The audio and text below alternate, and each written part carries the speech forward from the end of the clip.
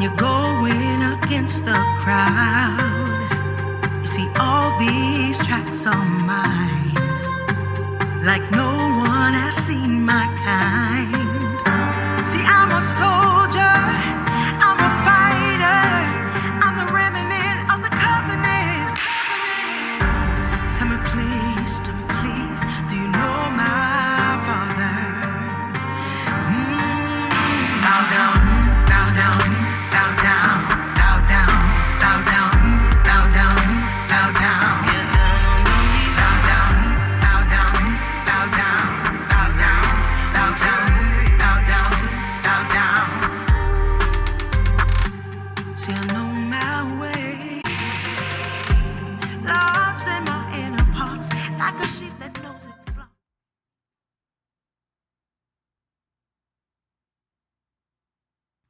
Good afternoon and welcome to another Saturday live with the Israelite Nation Worldwide Ministries here at headquarters in Toronto. Let me begin by reading Psalm 53. The fool hath said in his heart, there is no God. Corrupt are they, and have done abominable iniquity. There is none that doeth good. God looketh down from heaven upon the children of men to see if there were any that did understand, that did seek God. Every one of them is gone back. They are all together become filthy. There is none that doeth good, no, not one. Have the workers of iniquity no knowledge? Who eat up my people as they eat bread? They have not called upon God. There were they in great fear, where no fear was. For God had scattered the bones of him that encampeth against thee. Thou hast put them to shame, because God had despised them. Oh, that the salvation of Israel were come out of Zion. When God bringeth back the captivity of his people, Jacob shall rejoice, and Israel so should be glad. Selah and Selah. And amen. My name is Elder Kirk, and I'm glad to be here today.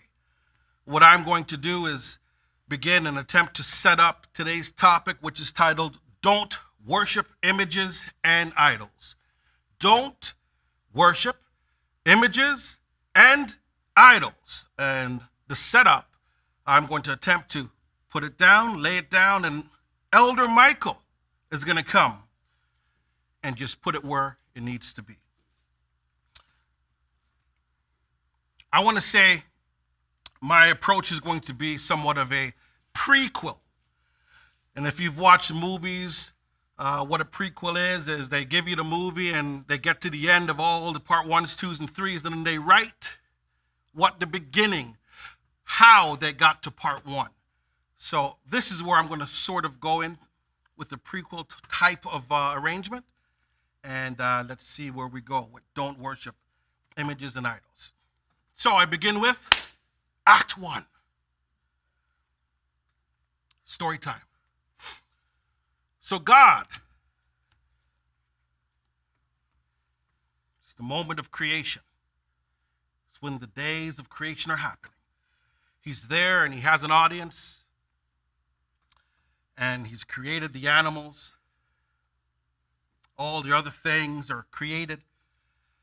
And everybody's marveling and they're looking around. The chatter is, oh me, oh my. Look at that. That's great, God. God, that is fabulous. Look at that. God created that. Then he goes, I'm not done. No, I'm not done. Let us create one more thing, which was man. Everybody draws a breath. Let us create man. So God gets into his creative positioning, like an artist with a paintbrush.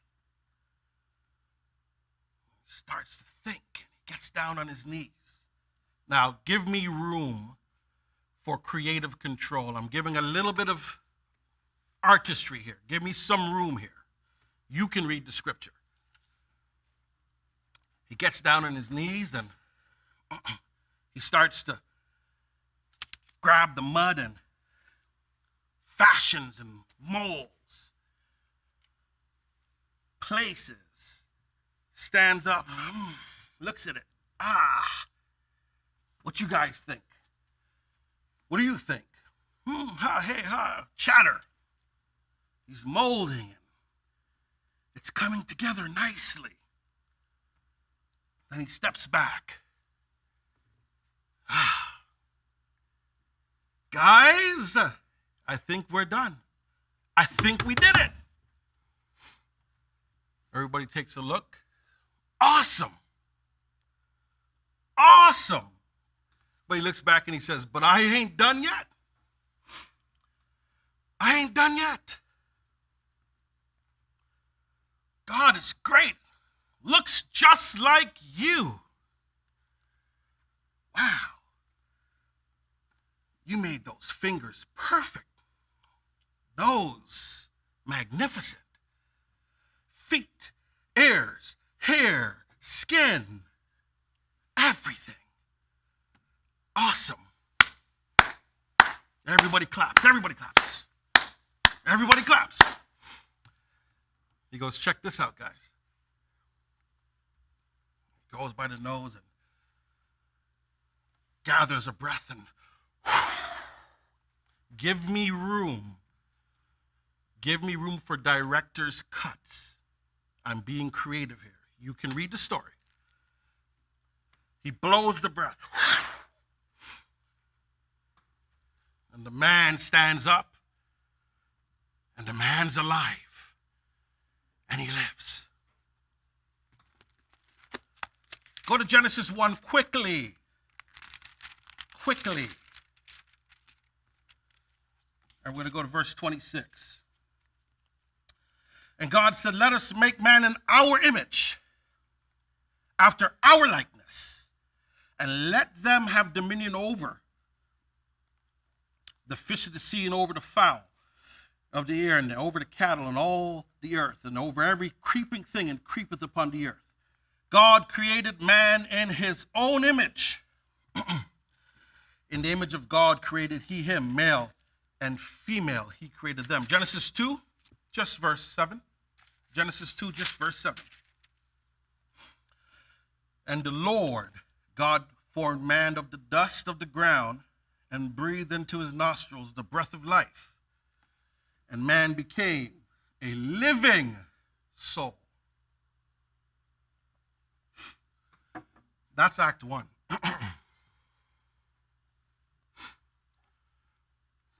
In his own image, he created Adam looking just like him, favored after him, similar in attributes just like him. His likeness, just like him. For Adam can love, he can be angered, he can hate. Adam could be hurt. Adam could feel joy. Adam has the full spectrum, just like the Creator that created him. However, God created Adam so Adam would serve God. God created Adam so Adam would serve God. God created Adam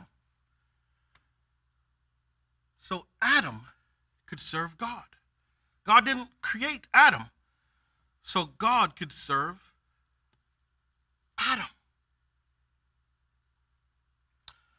At the end of Act 1 here, here's where this is straight foolishness. How could man now turn around,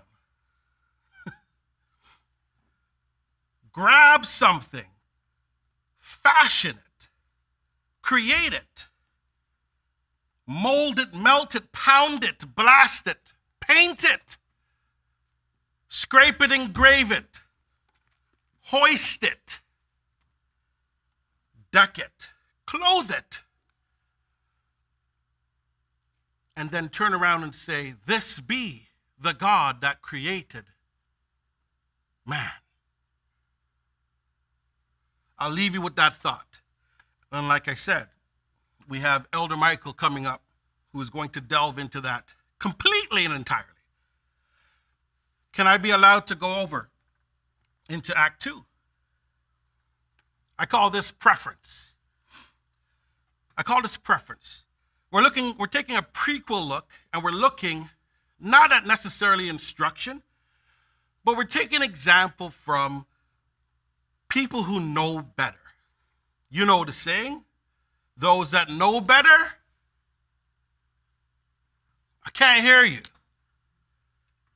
Those that know better, they do better. They should do better. So I think we should take a look at those that were close to God, those that spoke with God, heard the words of God. I think we should take a look at some of the attributes there, and let's take a look to see things that they did versus things that, what I read in the Psalms, that men do. Let's jump. Genesis 4.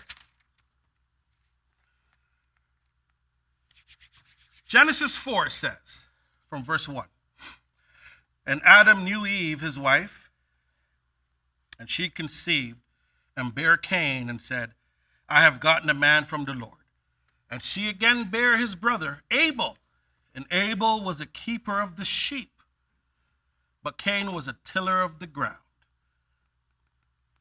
And in process of time, it came to pass that Cain brought of the fruit of the ground an offering unto the Lord.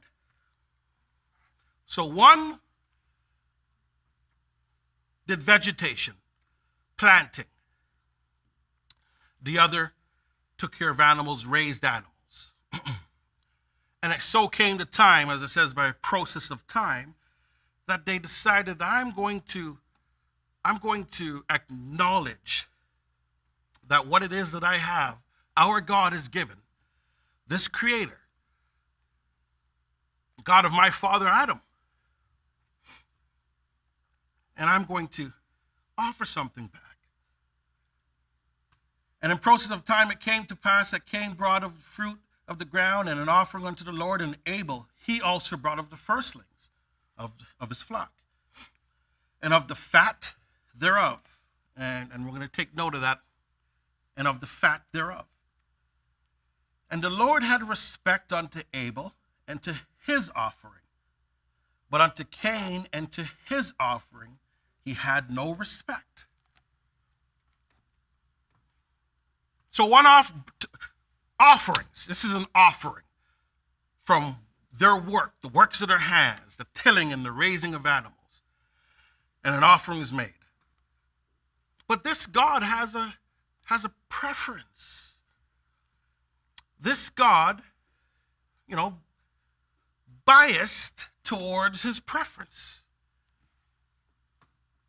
This God said, I like your offering,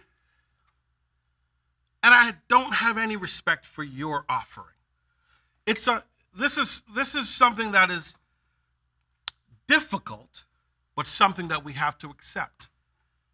Because if we take a look and we follow the examples of those that were close, I don't know how much closer you get to God.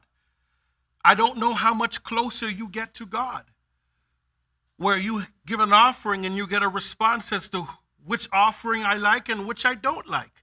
I don't know how much closer you can get to God. I don't. But we're going to look at these examples in this prequel and grab from them and see exactly what ought to be done and what should not be done. As you read it, of course, Cain was not proud of the decision. He did not feel the decision that was made. But it doesn't matter, because the preference came from he who received the offering. It doesn't matter how you feel. It doesn't matter what you want to do. How was it received? how is it received? So walk with me because I'm going through Act 1 to about Act 3 or 4, something like that. So these people that are close to God, they took the animals, they took the fruits, they offered it to God. God accepted one and he didn't accept the other. Okay? Let's take a look at the practice. Take a look at the practice. Genesis 8, verse 20. Noah spends the time in the ark. He spent some significant time there. The door of the ark was shut by God. God spoke to him and told him what he should do, how to bring how many onto the ship. Told him that everything is going to be devoured save you and your fam. Follow me, get in there. And he witnessed it. And he sat on the ark as the waters raised up. He heard the laughters and then he heard the cries of the people being flooded away. He was held in the basin of God by God's hand. So he opens up. The door opens up. The door of the ark opens up. And what does Noah do? Verse 20. And Noah built an altar unto the Lord, and took of every clean beast and of every clean fowl, and offered burnt offerings unto the altar. And the Lord smelled a sweet savor. And the Lord said in his heart, I will not again curse the ground, and so on, and so on, and and the rainbow, and the rest of the story. But put yourself in that position.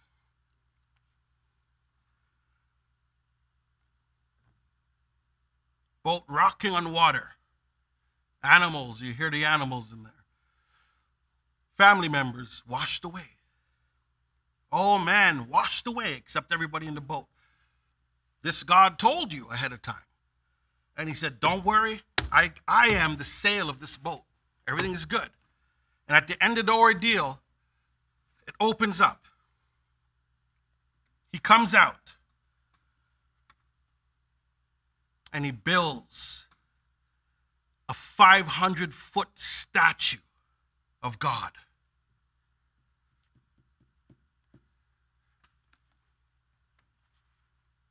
Why didn't he build a 500-foot statue of God? Why didn't he stand the erected stone, the obelisk? Why didn't he put the stone 1,000 feet up in the air that would stand till today in honor of God? Why didn't he go and build a grove? We have to take example from those that were close to God. Because as I said before, I don't know anybody that's been in a ship or a boat where God closed the boat up. He said, get in, and he shut it with his hands. Fastened it. I don't know. But what I do know is that when Noah got off that boat, he didn't build an image.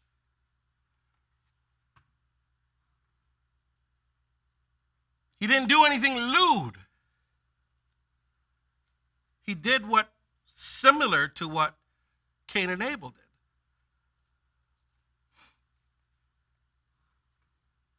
Built an altar and sacrificed unto God. Pay attention.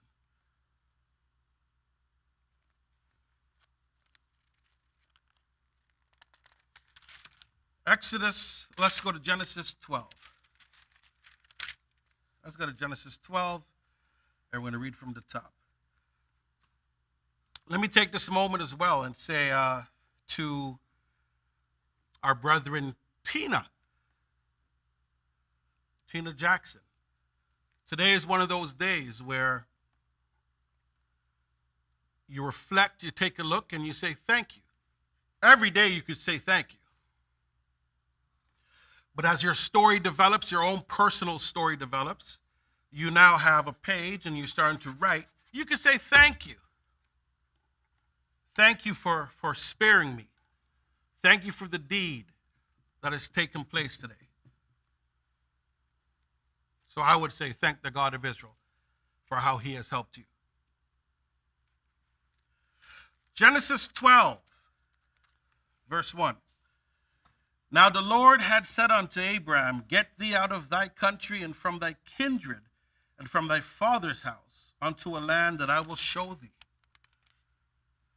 And I will make of thee a great nation, and I will bless thee and make thy name great, and thou shalt be a blessing, and I will bless them that bless thee, and curse them that curseth thee. And in thee shall all families of the earth be blessed. So we got to take note of one of the important parts of this instruction is, hey, Abraham, get up and leave your family's house. We're going to go into that a little bit later. Leave your family's house. Get out of there. Leave your uncles, aunties, siblings. Get out of there. I got something for you. I got you. We're going to go on the journey, and there's some things we're going to do, so get out of there. Get up, get out of there. So Abraham departed as the Lord had spoken unto him, and Lot went with him, and Abraham was 75 years old when he departed out of Haran. And Abraham took Sarai his wife, and Lot his brother's son, and all their substance that they had gathered, and the souls that they had gotten in Haran, and they went forth to go into the land of Canaan. And into the land of Canaan they came. And Abraham passed through the land unto the place of Shechem, unto the plain of Moreh, and the Canaanite was then in the land. And the Lord appeared unto Abraham and said, Abraham, unto thy seed will I give this land. And look what it says. Abraham, unto thy seed will I give this land. And Abraham was so excited, for he was spoken to by God. For promises were given to him from God. He was so excited. He was so excited that he went and he said, I'm going to outdo Nimrod. 400,000 foot obelisk. I'm going to make an image of God that stretches to the heavens. In honor of God. In honor of God, I'm going to do this. No, it doesn't say that. It doesn't say that. You see, things have gone crazy. And like I said at the beginning of that verse, God says, get up and get out of here. Leave this. Get out of this. Where all your family's at and everything. Go. Get out of this. We're going to get there. And the Lord appeared unto Abraham and said, Unto thy seed will I give this land. And there he builded an altar unto the Lord, who appeared unto him. We're taking examples from righteous people, from people who were close to God, from people who heard the words audible or dreams or visions, from people who received the instructions. We're taking the example of them. We're not taking the examples of church fathers. We're not taking the examples of Europeans in 700 AD. We're not taking those examples. We're not asking for anybody to let us know, what do you think should be done?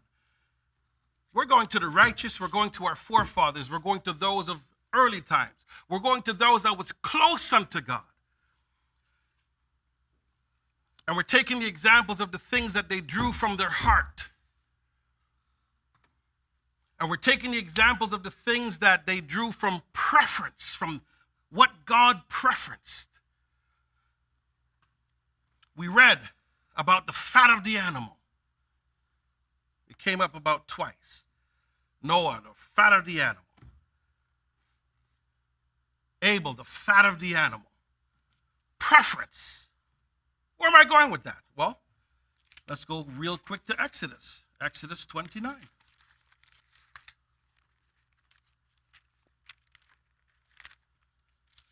All right, Exodus 29, 22 to 25. A quick side note. And also thou shalt take of the ram the fat and the rump, and the fat that covered the inwards, and the caul above the liver, and the two kidneys, and the fat that is upon them, and the right shoulder, for it is a ram of consecration, and 1 loaf of bread, and 1 cake of oiled bread, and 1 wafer of the basket of the unleavened bread, that is before the Lord. And thou shalt put it in all the hands of Aaron, and in the hands of his sons, and shalt wave them for a wave offering before the Lord. And thou shalt receive them of their hands, and burn them upon the altar for a burnt offering. Why? For a sweet savor before the Lord. It is an offering. Preference. Before this instruction was given, we seen that those that were close with God did these things. They did not erect groves. They did not build obelisk.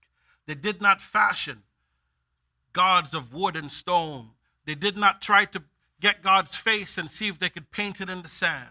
They didn't do none of these things here. The preference of God they followed. And he accepted these things that were done. Can I give you one more example? All right. Genesis 26.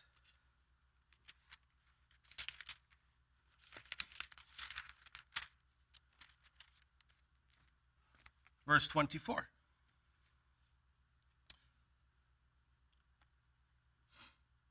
And the Lord appeared unto him the same night, him is Isaac, and said, I am the God of Abraham, thy father. Fear not, for I am with thee, and I will bless thee, and multiply thy seed for my servant Abraham's sake. And what did Isaac do? And he builded an altar there, and called upon the name of the Lord, and pitched his tent there, and there Isaac's servants digged a well. Last night, Elder Avery and Levi spoke about, there is nothing like the God of Israel. And he's peculiar and he's different. He's not like deities that are around. He's not like those images that are around. He's not that foolishness that you see out there. He's consistent. He likes what he likes. He's righteous. And those that do his bidding, he blesses. We looked at some of our forefathers. We looked at the righteous, those that were close with God. And we still do not see a graven image. Now, we haven't read any instructions yet about not having a graven image. That's the interesting thing. We haven't read an instruction that says, thou should not have an image. We have not read that. All we've simply done is taken a look at what people do, those that are close with God. Just look at their examples and we follow along and we see, oh, okay, an offering. Oh, an altar. Oh, we have not seen any monkey faces. We have not seen any gods with 5 and 6 hands yet. We have not seen any of these things. We've seen an altar and a sacrifice, an appreciation to the Almighty God. Hey, if anybody could have had the right to build a high tower of some sort in memory, in memorial of God, in appreciation, it would be these who heard his words directly in his ears. It would be them. but they never found it to be something that should be done. They never found it as something that should be done. All right, so let's get out of Act 2 and let's go into Act 3. We're about halfway there. Once again, Elder Michael is going to come in and close this off. But we're just going to give you the setup. We're just taking a look at people. Prior to instructions, we're just taking a look at what the righteous did. We're just taking a look at what the heart of the righteous did. That's all we're doing. Trying to build a case based upon the actions of what the righteous did. That's all we're doing. We're not assuming anything here. We're not creating anything here. I'm just simply reading what it is that they have done prior to instructions of sorts. Okay. So Act 3, we're going to call this preparation. Let's go to Genesis 29. Now this part 3 here requires some build-up so that we get an understanding. So when we get to the conclusion, it makes sense. There's a build-up here. As I told someone, when you read the scriptures, we had been contacted by someone and they said that they typically read the scriptures as just wise sayings that's from wise sages and, things that you extract to put personally in your life. And I said, don't do that. Don't do that. Get the context and get the story, read it. There's a flow. There's a reason. Before verse 3, there was verse 2. You got to get it. Get the story.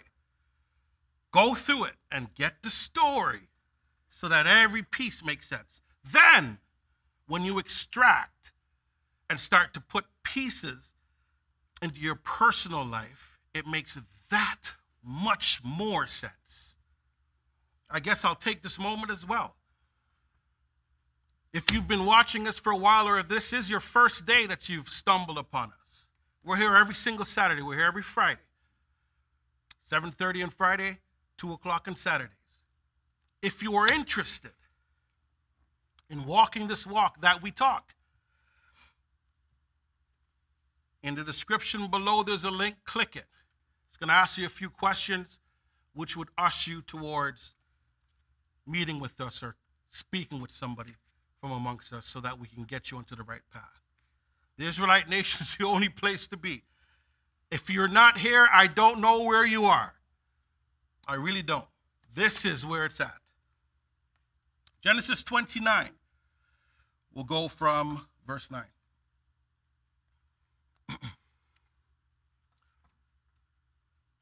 Jacob now gets instructed to leave. Right? He gets the blessing, the thing with him and his brother Edom, and Edom is angered. He leaves. He goes, hey, go to your mother's family, go there and get a wife from there. Okay? You could read the story. Verse 9. And while he yet spake with them, Rachel came up, came with her father's sheep, for she kept them. And it came to pass when Jacob saw Rachel, the daughter of Laban, his mother's brother, and the sheep of Laban, his mother's brother, that Jacob went near and rolled a stone from the well's mouth, and watered the flock of Laban, his mother's brother. So he sees Rachel. We're fast forwarding here. And Jacob kissed Rachel and lifted up his voice and wept. And Jacob told Rachel that he was his father's brother and that he was Rebekah's son. And she ran and told her father. So he comes, he presents, he goes, hey, I'm family. I'm family. She freaks out. She runs back to tell her dad, hey, guess who's out there who helped me water the flocks? There's a family, thick blood here. And it came to pass when Laban heard the tidings of Jacob's sister's son that he ran to meet him and embraced him and kissed him and brought him to his house. And he told Laban all these things. And Laban said to him, surely thou art my bone and my flesh. And he abode with him the space of a month. And Laban said unto Jacob, because thou art my brother, shouldest thou therefore serve me for nothing, for naught? Tell me, what shall be thy wages? And Laban had 2 daughters. The name of the elder was Leah, and the name of the younger was Rachel. Leah was tender-eyed, and Rachel was beautiful and well-favored. And Jacob loved Rachel, and said, I will serve thee 7 years for Rachel, thy younger daughter. I will stay here, and I will serve you. The wages would be for your youngest daughter, Rachel. And Laban said, it is better that I give her to thee than I should give her to another man. Abide with me. So they shook hands, and the deal is done. And Jacob served 7 years for Rachel, and they seemed unto him but a few days for the love he had to her. And Jacob said unto Laban, give me my wife, for my days are fulfilled, that I may go in unto her. Now, something happens here. That's a little weird, which is going to lead to the conclusion of the prequel. And Laban gathered together all the men of the place and made a feast.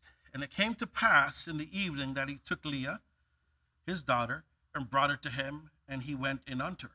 And Laban gave unto his daughter, Leah Zilpah, his maid, for an handmaid. And it came to pass that in the morning, behold, it was Leah. And he said to Laban, what's happening here? We shook hands, we had a deal here, and we're going to take Rachel, but we put Leah. And you know, trying to put this into footage, right? I mean, that must have been a real good feast. There must have been a lot of good wine, very good wine. It had to have been dark. I don't know, right? You get up in the morning, you go, hey, what happened, right? But there's a reason for this. What is this about, hast thou done unto me? Did not I serve with thee for Rachel? Wherefore then hast thou beguiled me, and given me Leah? And Laban scratched his beard and said, it must not be done in our country to give the younger before the firstborn. So then why didn't you just say so? Laban, why didn't you just say so? Perhaps we could have did a 2-for-1 deal or something. Why didn't you just say something? But Laban purposely didn't say something because he saw something. Laban saw something here. Let me keep going. He goes, fulfill her week, and we will give thee this also for the service which thou shalt serve with me yet another 7 years. And Jacob did so, and fulfilled her week, and gave him Rachel, his daughter, to wife also.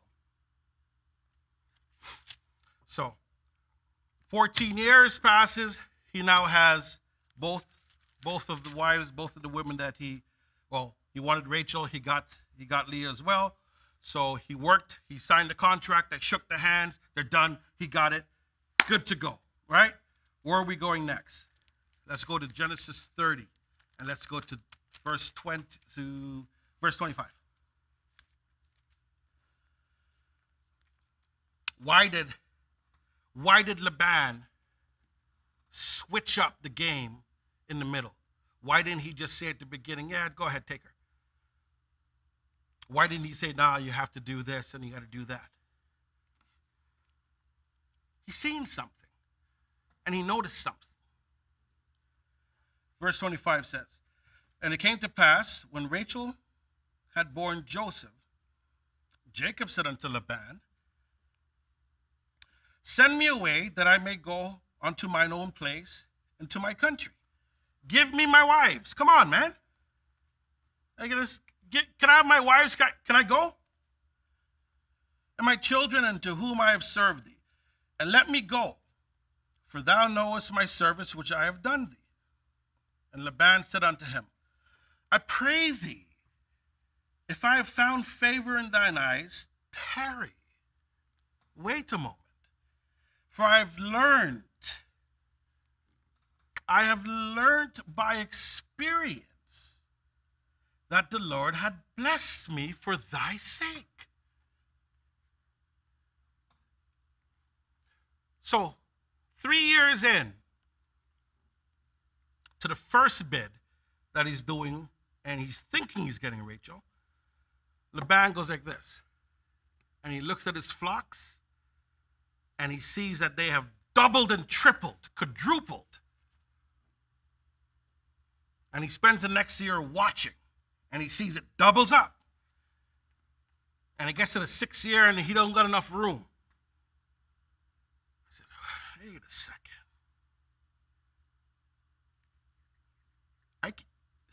I can't just give him Rachel and let him go. I'm doubling up here. My wealth is going crazy because his God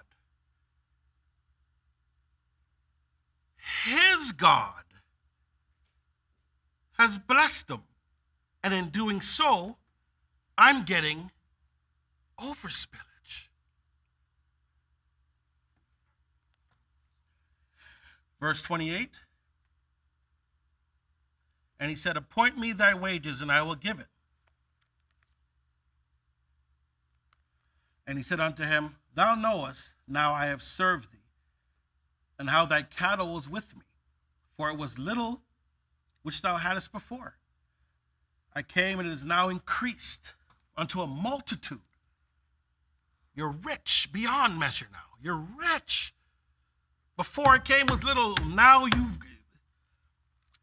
And the Lord had blessed thee since my coming, and now shall I provide for mine own house also.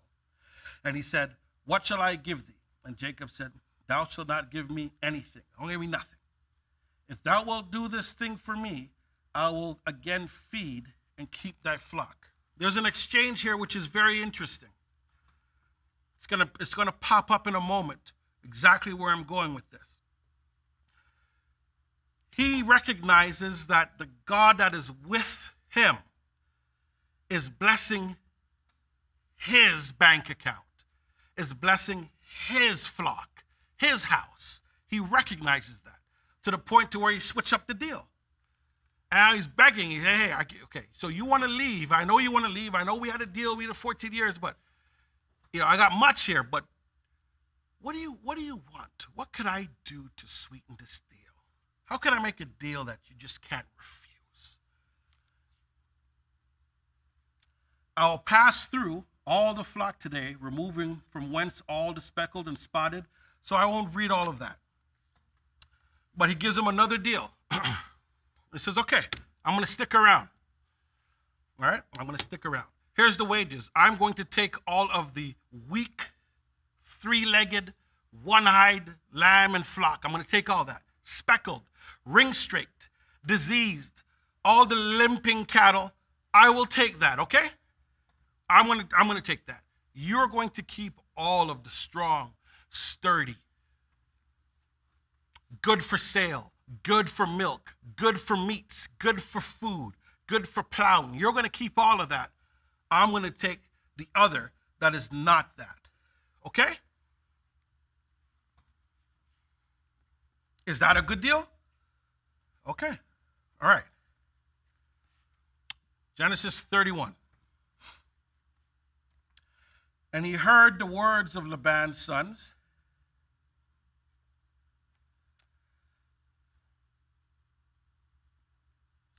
I'm going to go back to verse 30. And at the end of verse 30, it says, Jacob, verse 43 in chapter 30. And the man Jacob increased exceedingly and had much cattle and maidservants and menservants and camels and asses. So what happened is it reversed. This time around, all the goods end up going to Jacob, where he said, I will take only these. Those were in abundance. and that was God's hands. Laban's sons saw this. Laban's sons saw this and said, Dad, this ain't no good. Chapter 31. And he heard the words of Laban's son saying, Jacob hath taken away all that was our father's, and of that which was our father's hath he gotten all his glory. And Jacob beheld the countenance of Laban, and behold, it was not toward him as before. And the Lord said unto Jacob, Return unto the land of thy fathers, and to thy kindred, and I will be with thee. And Jacob sent and called Rachel and Leah to the field unto the flock. And he said unto them, I see your father's countenance, that it is not toward me as before. It's changed. He's not as warm and fuzzy as before. Something's happened. But the God of my father hath been with me.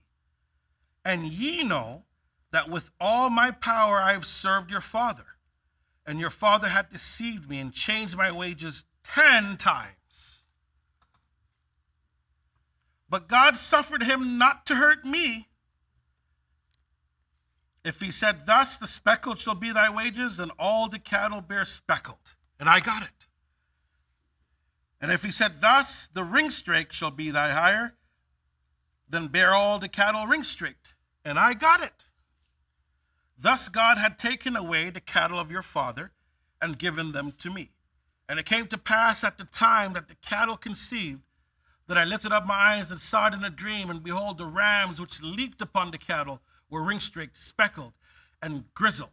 And the angel of God spake unto me in a dream. So again, we got to take note. These are people, special people, close to God, who are close with God, and we have to look at their examples as to what it is that they do and what it is that they don't do.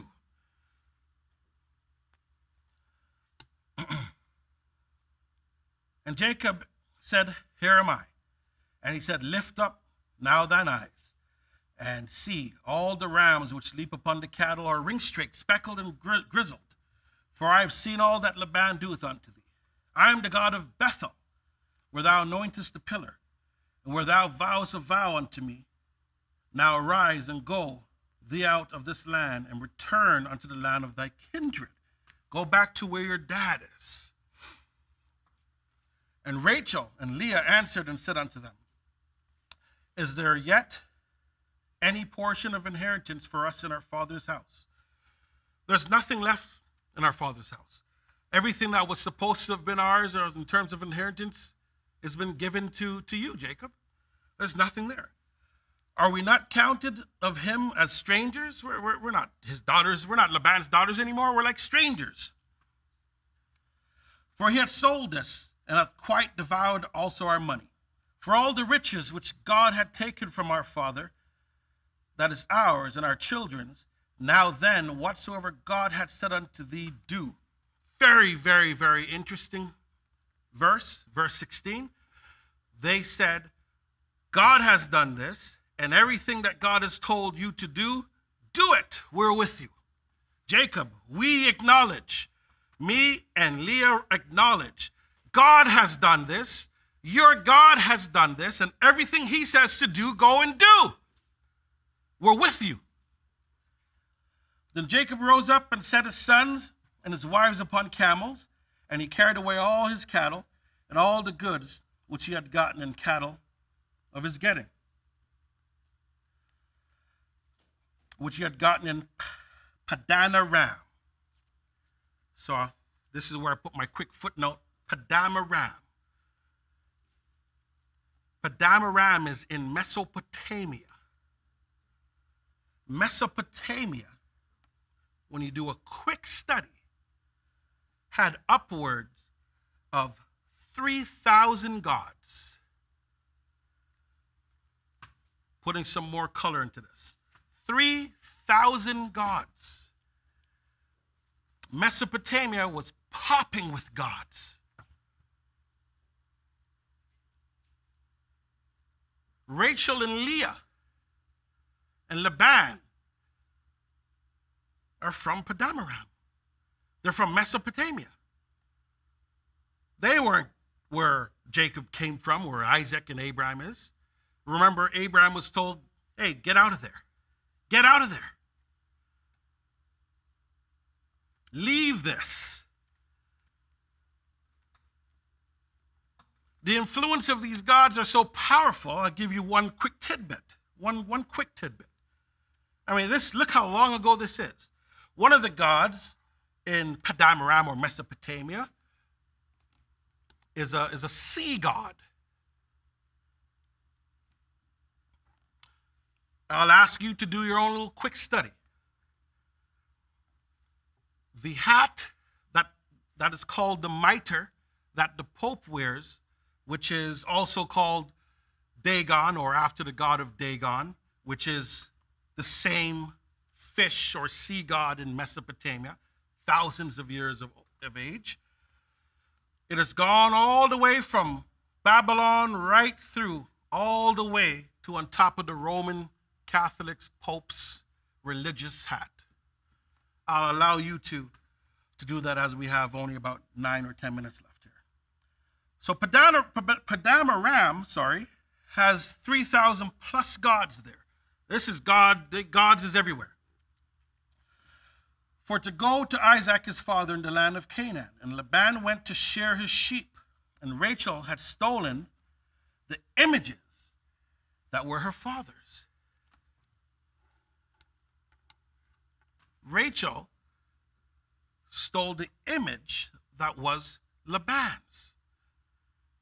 Are you hearing me? Verse 16 says, for all the riches which God had taken from our father, that is ours, and our children's, now then, whatsoever God had said unto thee, do it. We're with you. She said, we have nothing. There's no inheritance. We're like strangers to our dad. And your God has taken out everything, whatever he says, do it. But in a couple verses down, 19, Rachel had stolen the images that were her father's. She went quickly and took one of the gods off of the cabinet and pushed it in her pocket before she would go. Jacob said, okay, let's go, grab yourself, let's go. She says, hold up. And she ran and she grabbed a quick god and took it off and put it in her pocket. And Jacob stole away unawares to Laban, the Syrian, in that he told him, not that he fled, he left quietly. So he fled with all that he had, and he rose up and passed over the river, and set his face toward the Mount Gilead. And it was told Laban on the third day that Jacob fled. And he took his brethren with him, and pursued after him 7 days' journey, and they overtook him in the Mount Gilead. And God came to Laban, the Syrian, in a dream by night, and said, hey, take heed that thou speak not bad or good. Don't say nothing. Say nothing to Jacob. Beware. Then Laban overtook Jacob. Now Jacob had pitched his tent in the mount, and Laban with his brethren pitched in Mount Gilead. And Laban said to Jacob, what hast thou done? That thou hast stolen away unawares to me, and carried away my daughters and captives, like their captives taken with the sword. Wherefore didst thou flee away secretly, and steal away from me, and didst not tell me, that I might have sent thee away with mirth and with song and tabret and with harp? Probably not, but it sounds sweet. And hast not suffered me to kiss my sons and my daughters, that thou hast now done foolishly in so doing. It is in the power of my hand to do you hurt. But the God of your father spake unto me yesternight, saying, take thou heed that thou speak not to Jacob either good or bad. And now thou wouldest needs be gone, because thou sore longest after thy father's house. Yet, here's the part, wherefore hast thou stolen my gods?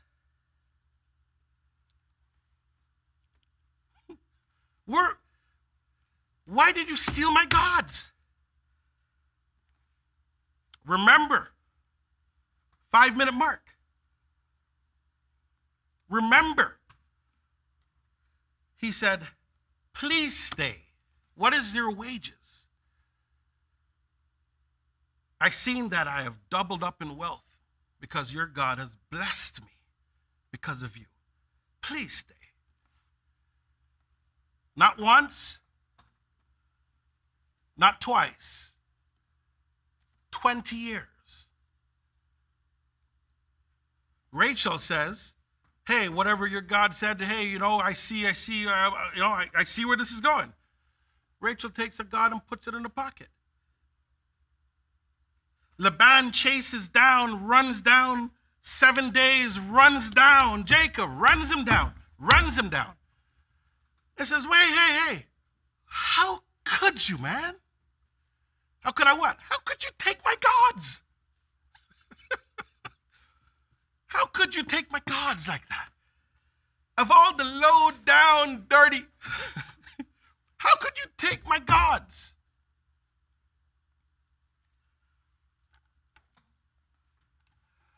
How could you take my gods?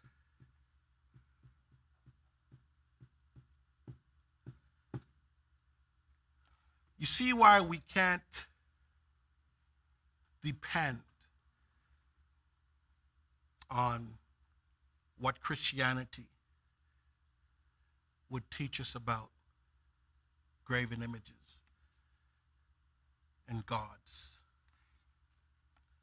Do you see why we can't read the books of the church fathers? We can't read the books of the church fathers to depend on learning what and how to handle servitude, offering. We cannot look to other nations to get direction as to what and how we should do these things. The direction that we look, we stayed in Genesis pretty much. And we see the guys who had the glory stories, the glorious stories. They probably had a right, and I say this loosely, to erect something huge. Because I don't know who is as close to God as these people. But they never did that. They never got an image. They never erected and raised and put up. They didn't do that. Noah came out and he didn't do that. He was on the ship in the dark night. And the waves is hitting the ship and animals. And he's just counting the days to get out. Everybody's dead. And it opens up. The same God closed it, same God opened it up. And it goes out, and he could have made a monument bigger than that one in Brazil with the Jesus, right?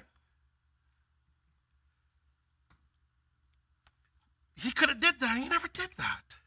He grabbed some clean animals, built an altar, sacrificed, prayed, thank you. Abraham, same thing. Isaac, same thing.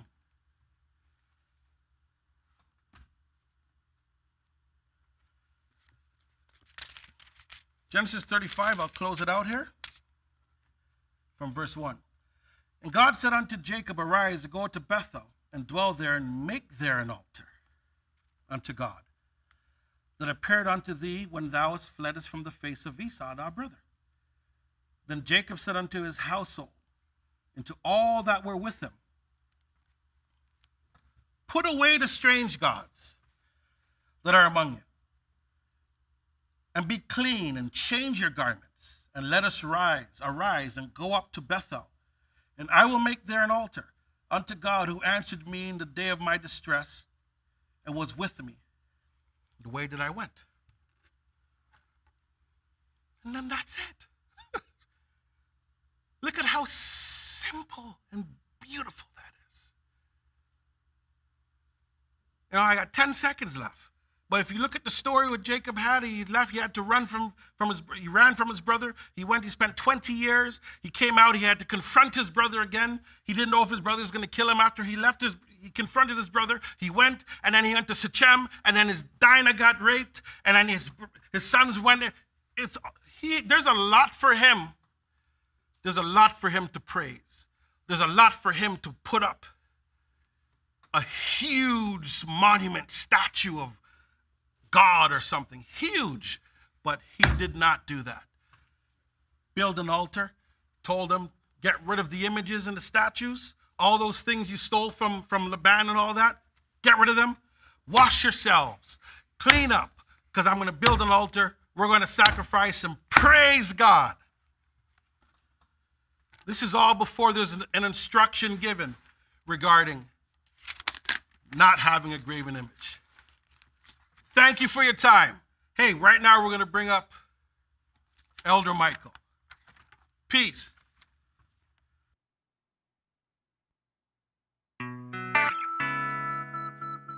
Hello. I hope you are enjoying our program so far. We are so thrilled you have decided to join us for today's event. If this is your first time, go ahead and hit that subscription button, and don't forget to click the notification bell so that you can stay up to date on all of our upcoming videos. Also, please like, comment, and share our videos. We truly appreciate it. We are so passionate about sharing our Israelite culture, and we welcome your generosity in helping us to reach more people. So please feel free to leave us donations. If you are thinking about joining us and would like to learn more, fill out the form in the description below, and one of our team members from the Welcome Committee will be in contact with you shortly. I thank you for your time and look forward to seeing you soon. And with that, I bid you peace, love, truth, prosperity, and power.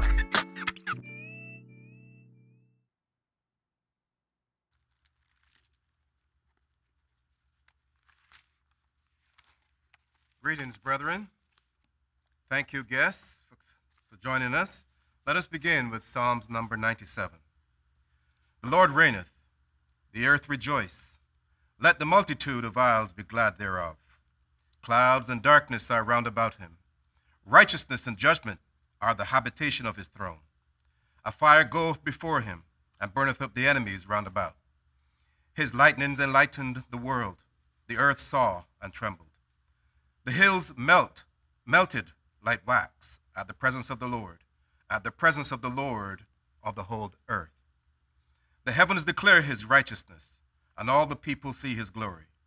Confounded be all they that serve graven images, that boast themselves of idols. Worship him, all ye gods. Zion heard and was glad, and the daughters of Judah rejoiceth because of the judgments, O Lord. For thou, Lord, art high above all the earth. Thou art exalted far above all gods. Ye that love the Lord hate evil. He preserveth the souls of his saints. He delivereth them out of the hand of the wicked. Light is sown for the righteous, and gladness for the upright in heart. Rejoice in the Lord, ye righteous, and give thanks at the remembrance of his holiness. Praise ye the Lord. Thank you, brethren and guests, for joining us this afternoon. It's a wonderful occasion, and I sat and I listened to Priest Kirk, and he did a great job, but he did a full picture to show exactly who we should worship and who we should not worship. And I want to say that it is such a great opportunity to be a part of this nation, a privilege, I should say, because had I not been here, I would not have known who to worship and who not to worship. And that is what the subject is all about. But before I get into the matter, as I said, Elder Kirk, he introduced the God that we should worship, the God of Abraham, the God of Isaac, and the God of Jacob. He gave the name. He gave a historical and cultural perspective thereof. I should say that we are not here to criticize. We're here to educate. Like Elder Kirk said, we were the only ones chosen to serve the God of Abraham, Isaac, and Jacob, who created the heavens and the earth. That makes a big difference because that speaks to our qualification. Let me say it is okay to have images. We all have a television in our homes. We have a fridge and a stove. You have a car. They're all images. You call them what you want, but they are images. But it is not okay. It is never okay to worship those images. When King Solomon built the temple in Jerusalem, he had images therein, but never once did he worship, or never once did he encourage anyone to worship those images. We have images. Our flag, you can see it right there. But we don't bow down and worship and call it by name or give it a specific name. There are cultural perspectives that we have that you have to appreciate. I'm sure you have pictures of your children in your home, pictures of your wife or your husband, but you don't bow down and call them by name and worship them. That is where the difference lies. And this is why we are here, because we know the God of Abraham, the God of Isaac, and the God of Jacob, who created the heavens and the earth. He is the only one that is entitled to be worshiped in spirit and in truth. And that's why we are here. This is our mission. This is our purpose. This is our calling. We have to make this point clear. The God of Abraham, the God of Isaac, and the God of Jacob makes a difference. We don't have any images of him that we bow down to. It is okay to decorate your home, to decorate your house, as I said before, with any image you want to decorate it with. That's on you if you want to bow down and worship those images. The other thing that I like to say is that if you are not serving the God that we serve, the God of Abraham, the God of Isaac, and the God of Jacob, who created the heavens and the earth, then that is a form of idolatry. And this is where I'm going to narrow the focus a little bit. I'm going to show that if you are not serving our God, then you are engaging in a form of idolatry. I will prove that from the scriptures. So we, therefore, as Israelites, we get to define what is idolatry and what is not. Again, like I said, you can have any image you want in your home or in your place of worship. But if you're calling on that image by a name and you're bowing down at various times, then that would be a form of idolatry. And you will see that there are certain characteristics that are associated with idolatry. There's power, there is vanity, there is evil, and it's all based on ignorance.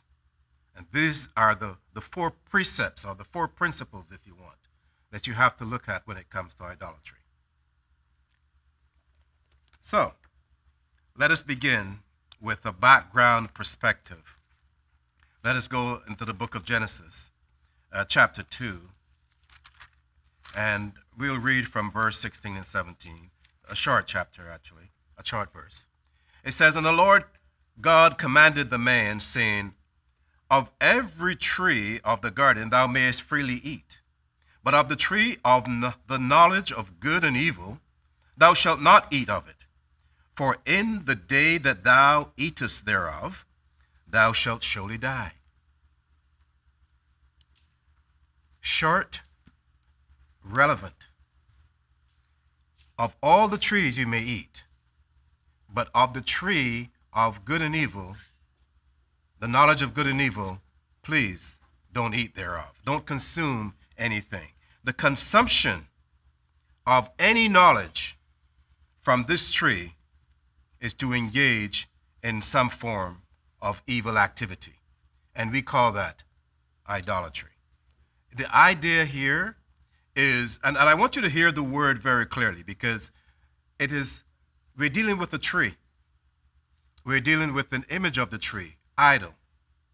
And if you look at it, you could call it idolatry. Say it quickly, idolatry. You're idolizing that tree. But there's more. That tree is not just an ordinary tree, as we're going to reveal today. You're going to see that this tree was created and was brilliant to look upon and did all kinds of magnificent things. But the one that created him said, don't worship him. This is what we have to remember.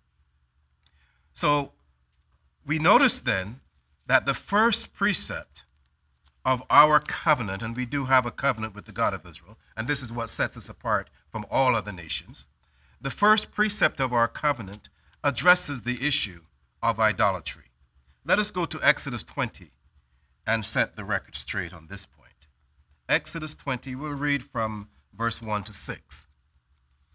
It says, "And God spake all these words, saying, I am the Lord thy God, which have brought thee out of the land of Egypt, out of the house of bondage.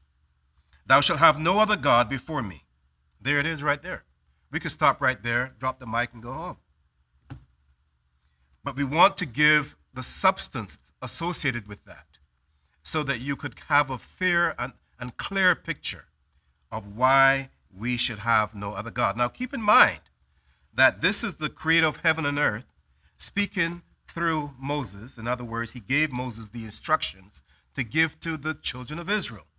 It is not given to the world. There is nobody else around. This is important to understand. When we say that we are the only ones who are authorized to teach from this Bible, we're not saying it because of vanity. We're not saying it because we want power. We are saying it because it's true. And it's even written here, Matthew 28, 19 and 20. Where the Father, you would have to teach me. In the same analysis, you cannot teach me about my Father. I would have to teach you. And my Father is the God of Abraham, the God of Isaac, and the God of Jacob, who created the heavens and the earth. It is as simple as that. Let us not get it twisted. Let's keep it straight and clean. We receive the exclusive education concerning the subject of idolatry. We receive the clear and concise methods or processes whereby the God of Abraham, the God of Isaac, and the God of Jacob, who created the heavens and the earth, is to be worshipped in spirit and in truth. This occurred at the Red Sea. There was no other nation there, right? So you have to understand that what we're telling you, and then 40 years after the Red Sea, this was 1446 BCE, a date that I will never forget. 1446 BCE, right? At that time, 40 years thereafter, we were the only ones in the land. There was nobody else in the wilderness but us. So how are you going to tell me how to serve this God when you don't know him? Let's read again. Exodus 20, "And God spake all these words, saying, I am the Lord thy God, which brought thee out of the land of Egypt, out of the house of bondage. Thou shalt have no other God before me. Thou shalt not make unto thee any graven image, or any likeness of anything that is in the heaven above, or that is in the earth below or beneath, or that is in the waters under the earth." So you can't do anything from the heaven, you can't do anything from the earth, and you can't do anything in the waters. So there's no image, there's no other location then. Where are you getting these images from if you do have any? Verse 5, "Thou shalt not bow down thyself to them, nor serve them. For I, the Lord thy God, am a jealous God, visiting the iniquity of the fathers upon the children unto the third and fourth generation of them that hate me, and showing mercy unto thousands of them that love me and keep my commandments." Again, we're dealing with a covenant, a special agreement between the Israelite nation, our royal family, and the creator of heaven and earth. It is that simple. And it's all done in secret. There is nobody else around. This is the important issue that we have to understand. There is no other nation. This is why there's idolatry, because they heard of the great things that our father had done at the Red Sea and elsewhere, and they wanted to probably worship him. I can't say that that is bad. I say that's very good. Check. But if you don't know how, then you have to engage in idolatry. And that's not good. You will not be doing him any favor. You will not be doing yourself any favor. As a matter of fact, you're putting yourself in danger. Just don't do it. The key thing to know, if you want to serve this God, follow the pathway, the straight and narrow path of the Israelite nation. We will teach you how to do it. It is just that simple. So nobody else shared in the wisdom of the God of Abraham, the God of Isaac, and the God of Jacob besides us. And let me put it to you another way. This is why we suffer as a people when we don't do what our Father says that we should do. 400 years of slavery from 1619 to 2019 and all the affliction thereof. It's not easy. And it leads, of course, this state of idolatry in which we find ourselves leads to death. It is not just the affliction and the punishment and the poverty and ignorance. Death is the final consequence. You don't want that. But that is what our Father told us would happen from the days of the garden. You don't want to go there. Therefore, we have to echo the instruction that our Father gave us. It is just that simple. There's no mystery here. We don't call on any other God but the God that we know, who chose us to serve him. The God of Abraham, the God of Isaac, and the God of Jacob. And I don't care how good your intentions are. If you are not going according to the instructions of this book, according to the teaching of the Israelite Nation Worldwide Ministries, you are engaging in idolatry. It is as simple as that. There is no other way to explain it. So we have to remember that we are a nation selected by the God of Abraham, Isaac, and Jacob to lead by example. And when we go after other nations, that is a complete reversal. That's a complete opposite of what we should be doing. And that is why we suffer. It is not anything to do with how you look. It has nothing to do with how much money you have. It has to do with your integrity as a people. If you are indeed a chosen people, if you claim to be a chosen people, then show that you have been chosen. Show the difference. And the difference has to be whom you're serving. Who chose you?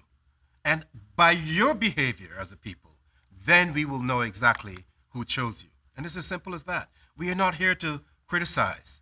We are here to follow the instructions and to share those instructions of our Father with all who seek the truth. Remember this, that we are not supposed to envy the oppressor as a people. We're not supposed to choose any of his ways. For the froward is an abomination to the Lord, but his secret is with the righteous, and the righteous is the Israelite nation. So now that we have the background out of the way, we've touched on that, what happened in the time of the garden. We're not supposed to eat of that tree. Now that we have the covenant in place, given by the God of Israel to the Israelite nation through our mediator Moses, now we could take a look and see what idolatry does. What are the consequences? How do we benefit, or how do we get afflicted by doing these things? Idolatry violates the terms of our covenant. That's the first thing we have to understand. And by doing so, we separate ourselves from the God of Israel. And this has a negative effect on our spiritual strength. It also has a negative effect on our mental health. And it has a negative effect on our physical state. Sounds like death to me, or one step away from death. We want to avoid those things. I'm not here to make us look better than anybody else. That's not our calling. That is the judge, the almighty judge, the King of Kings, who we serve, right? But we are here to share with you that the toll that is taken on our body, soul, and spirit will lead to death. And that is idolatry, if we want to call it by a name. And as you know, as the children of slavery, the Jacobites, we have a tendency to follow rather than to lead. We have a tendency to follow other nations and worship their gods. Let us break it down for you, because I'm not here to give you information that we cannot prove. Let's look at Islam, for example. The Muslims sold us into slavery. And what have we done? We became Muslims. Now, how stupid is that? The Christians took us and enslaved us. They bought us from the Muslims and enslaved us. What have we done? We became Christians. Is that stupid or is that crazy? And then we had the Khazars who financed the transaction. And what have we done? We followed them, and we called ourselves Hebrew Israelites. Now, how stupid is that? Really, think about it. Why would you follow the enemy and then say it's okay? But when Elder Shadrach brought forth this doctrine to share with the world, and all of us benefited one way or another, to this day we have never given him credit. And when I say we, I'm talking about the Jacobites, because I thank my elder for all that he has done for me personally and for this nation.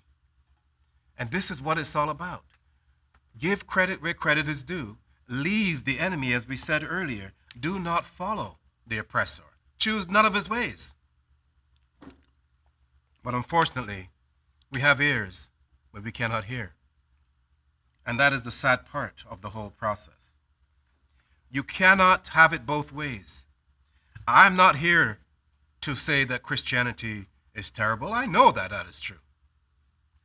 I'm not here to say that Islam is terrible.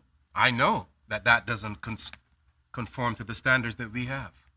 Freemasonry, Judaism, none of it is in here. But that's not the issue. When our people, the children of slavery, the Jacobites, embrace that stupidity, now that's called hypocrisy. That you cannot be following the enemy and then criticizing him at the same time. It does not make any sense. It is a challenge to your integrity. The God of Israel looks upon the heart. Idolatry looks upon the physical appearance. They want to see who's white, who's black, or whatever that means. I don't know. They want to see who's rich or who's poor. And they deal with the circumstances accordingly. We don't deal with that type of trash. I'm sorry. That belongs in the garbage. We deal with the truth. We deal with the wisdom of the God of Abraham, the God of Isaac, and the God of Jacob. What the world does not know, that you cannot pick and choose. Yeah, you can call it whatever you want. But at the end of the day, those three philosophies serve the same God by different names. So when you pick one and try to criticize the other, it makes no sense. This is why I'm calling a spade a spade. If you serve the enemy, then you deserve what the enemy is getting or will get. Our job is to bring this to your attention so that you can step away and come home to your Father's house. Come back to Israel, where you belonged. Serve the God of our forefathers in spirit and in truth. It is not that difficult to break away. You know, why would you want to embrace those that have financed our enslavement? Why would you want to be wearing those tassels on your garment? Why would you not put circumcision over the tassels? Why would you put beard? Oh, I'm sorry, I forgot my again. I told Priest Freddie last week to remind me to bring my beard, and he didn't. Okay, I'll deal with him later. Why would you put the physical appearances over the measure or the characteristics of the heart? This is important. Again, all that you're doing, you're gravitating towards power. You're gravitating or you're demonstrating vanity. And of course, it's all based on evil and ignorance. It is just that simple. Let us go to the book of Ezekiel. Our brother Ezekiel shared quite a bit of wisdom with us. I wish I had a lot of time because Ezekiel chapter 28 is perfect. Remember, we're dealing with a tree here when we talk about idolatry. We're idolizing a tree, okay? But I'm going to read from 31, a little bit of 31, Ezekiel chapter 31, because it helps to put things in perspective. Let me start at verse 3. It says, "Behold, the Assyrian was a cedar in Lebanon, with fair branches, and with a shadowing shroud, and of high stature, and his top was a mound of thick boughs." The cedar, remember that. I don't want to criticize anyone, but Lebanon today, if you've ever seen the Lebanese flag, it has that that tree between two red banners, I guess you can call it. And it's the beautiful cedar tree. One of the best trees you could ever want. If you have floors or any furniture made of cedar, you've got a lifetime. It's very expensive, I know, but it's worth the money if you can afford it. I can't. But the point is, it is the best quality wood you could ever want. Now we're speaking physically here. Looks good, and it lasts long. But what our brother Ezekiel is talking about here is not so much physical. Well, it's a combination of both, right? Because the cedar in Lebanon, with fair branches and with a shadow and shroud, highly spiritual. There, shadow and shroud. In other words, it's more than just what you see. Because you may see a man, but that man is being manipulated by a spirit. And of a high stature. Again, his top was the mound, the thick boughs. The waters made him great. The deep set him up on high with her rivers, running round about his plants, and set out her little rivers into the trees. In other words, how did he get where he is or where he was?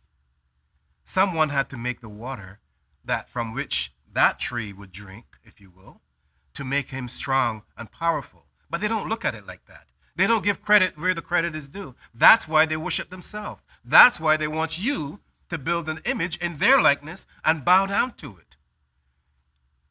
This Assyrian should have been worshiping the God of Abraham, Isaac, and Jacob. He is the one that brought the water so that he could drink and grow and be powerful and strong and mighty. Verse 4. It said, the waters made him great. The deep set him on high with her rivers, running round about her plants, and sent out her little rivers unto all the trees of the plant. Therefore, his height was exalted above all the trees of the field, and his boughs were multiplied, and his branches became long because of the multitude of waters. Again, waters. Where did the water come from? Who made it?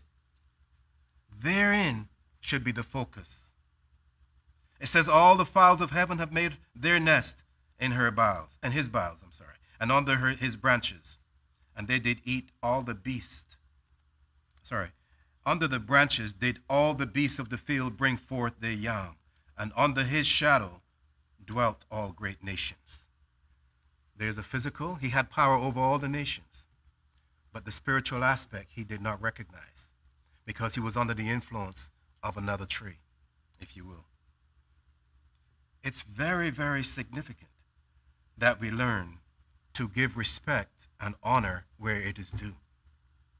And we can only do that if we humble ourselves, not trying to be higher than our boughs could reach. It says in verse 8, and I'm skipping one, the cedars in the garden of God could not hide him. The fir trees were not like his boughs, and the chestnut trees were not like his branches, nor any tree in the garden of God was like unto him in his beauty. That's enough to him. I'm not surprised he has one head. From the way this is talking, he should have three. 3 heads. Maybe he does, but we only see one. Therein lies the mystery. I have made him fair by the multitude of his branches, so that all the trees of Eden that were in the garden of God envied him. Now that's power, that's beauty, that's something worthwhile to look upon, but not to worship. You see people on the street every day. People are beautiful or handsome or a combination of both, I don't know. But you don't bow down. You don't go and take your wallet and start giving them money. You know, if I were to see Priest Tyrone out there and he's just finished his exercise and, oh, nice physique. Yeah, that's it. I'm not going to bow down and worship him as much as I like him. You see what I'm saying? You have to give, but I could give the God of Israel credit and say, thank you for bringing him into my life. Thank you for giving him the type of physique that would inspire us to do what he has done or what he is doing. Therein lies the difference. That's how you handle it. If you go to verse 10, it says, therefore, thus saith the Lord God, because thou hast lifted up thyself in height, and he hath shot up his top among the thick boughs, and his heart is lifted up in his height. I have therefore delivered him into the hands of the mighty one of the heathen. He shall surely deal with him. I have driven him out of his wickedness. And it goes on. I can't read the whole thing because I want to cover some other stuff. But I'll go to verse 15. Thus saith the Lord God, in the day when he went down to the grave, I caused a mourning. I covered the deep for him, and I restrained the floods thereof, and the great waters were stayed. And I caused Lebanon to mourn for him, and all the trees of the field fainted for him. I made the nations to shake at the sound of his fall, when I cast him down to hell with him, or with them that descend into the pit. And all the trees of Eden, the choice and best of Lebanon, all that drink water shall be comforted in the nether parts of the earth. You see, despite his beauty, despite his power, despite his vanity, where is his judgment? His judgment leads him to hell. He has not worshiped the God who gave him the power. He has not worshiped the God who gave him his beauty. Instead, he wanted to be God. And what did he get? He got a seat in hell. Or maybe he just stood up there. I don't know if they got chairs in hell or not, and I don't want to know. Keep that to yourself. The point is, we have an obligation to our Creator. It is important that we should understand that. We need to understand that, and we need to give it high priority, put it in perspective. We don't breathe this air from our nostrils and our mouth because we have a beautiful nose or because we have a big mouth. We had to have someone who created the first man and woman who gave us the breath of life. The breath of life is not for us to glorify ourselves, but to glorify him, because he is worthy of it. And this is what it's all about. Anything else is idolatry. So please, when you get a chance, read Ezekiel 28 and 31 and get the gist of this for yourself when you have more time. So let us continue then. We want to look at some of the traditions today that are not of this book, that are not of the Israelite nation, that has nothing to do with the God of Israel. I call it the pagan traditions. Today we have Thanksgiving. We have, well, let's put it in perspective. It's a Thanksgiving feast. We have a Halloween feast. We have a Christmas feast. Now, again, we're not saying that you can't do what you want to do. We are putting it in perspective because they will try, even some of the schools, to incorporate some of these things into the educational aspect of the children, not knowing what they're doing. Or maybe they do, I don't know. These feasts, in addition to those are the major ones. But others may call some of them, like the Christmas one, they call it Kwanzaa. I think that's a Jacobite term, but it's the same foolishness from our perspective. And from a Khazarian perspective, they call it Hanukkah. Whatever works for you. Knock yourself out. None of it is biblical. That's the point I'm making. That's all that we want to say. None of it has anything to do with the glorification of the God of Israel. The God of Israel has specified a specific feast whereby he is glorified, whereby we show our appreciation. We thank him for leading us out of the land of bondage. We glorify him in the new year, at the appointed hour, the appointed time in the spring. And we keep the feast of Passover and the Feast of Unleavened Bread, and 14 days later. But let us go now and see what our brother Jeremiah had to say about all of this. And I'm sure some of you have heard of this before, but let's go to Jeremiah 10, and we'll see. It says, "Hear ye the word which the Lord speaketh unto you, O house of Israel." Note, again, it is not to the world. This is only to the chosen people of the Israelite nation, Worldwide Ministries. "Thus saith the Lord, learn not the way of the heathen, There it is right there again. And be not dismayed at the signs of heaven, for the heathen are dismayed at them. For the customs of the people are vain. We talked about that earlier. For one cutteth a tree out of the forest, the work of the hands of the workman with an axe. They deck it with silver and gold. They fasten it with nails and with a hammer, that it move not. They are upright as the palm tree, but speak not. They must needs be born because they cannot go. Be not afraid of them, for they cannot do evil, neither is it in them to do good. So here you have it then, that these people who are of the pagan characteristics, the pagan attitude, the pagan behavioral pattern, they are engaging in idolatry. And again, it has to do with a tree. This is what they call the Christmas tree. Now, they're giving thanks in a few days. Who are they giving thanks to? They don't know the God of Abraham, the God of Isaac, and the God of Jacob, who created the heavens and the earth, who created all the trees that we have on earth today. They don't know him, so they must be giving thanks to another God. Hence, idolatry. They will keep Halloween feast, and they do the same behavioral pattern. They don't know the God of Israel, so they engage in idolatry. They keep the Christmas feast, call it whatever you want. It's the same pattern again, idolatry. Again, do what you may, but don't associate it with our history, our culture, or our God, or our book. Leave those things out of it. This scripture, these instructions that were given by Jeremiah were written some 600 years before Jesus was born. So it cannot relate to him.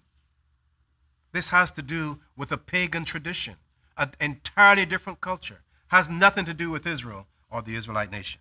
And it is as simple as that. But if you have to engage in idolatry, knock yourself out.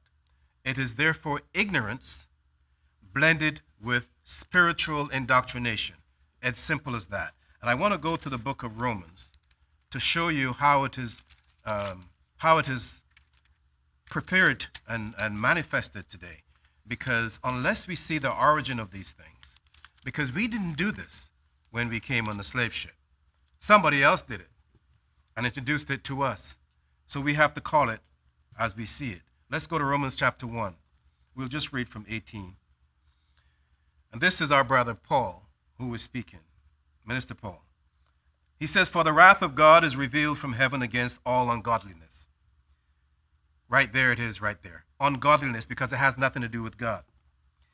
"And unrighteousness of men, who hold the truth in unrighteousness." Again, as I said, we're looking at power structure, or struggle for power, or quest for power, however you want to call it. We're looking at vanity, and we're looking at evil behavior. And it's all based on ignorance. You cannot do what you don't know. And if you were to do it, or try to do it, you will fail as far as the objective is concerned. You'll make a mess of it, in other words. It says, "For the wrath of God is revealed from heaven against all ungodliness and unrighteousness of men, who hold the truth in unrighteousness." They hold the truth in unrighteousness because they're ignorant. Simple. "Because that which may be known of God is manifest in them, for God has shown it unto them." So they have no excuse. They just have to humble themselves, and then it will be revealed. 20. "For the invisible things of him from the creation of the world are clearly seen, being understood by the things that are made, even the eternal power and Godhead, so that they are without excuse." You can see what the God of Israel has done. He didn't show up at the Red Sea in terms that, here I am, let me do this for you. Yes, he sent his spirit to do whatever he had to do. But the God of Israel is the one that parted those waters.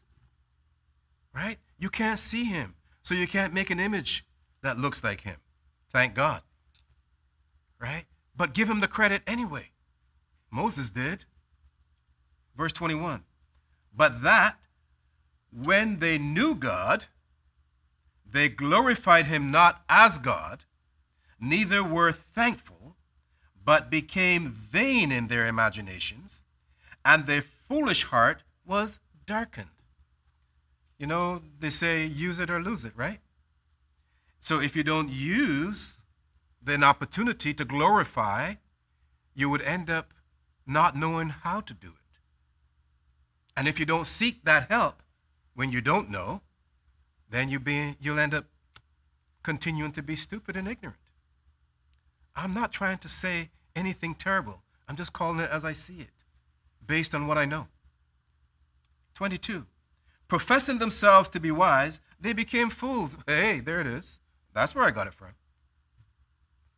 There are so many people today that when they speak, their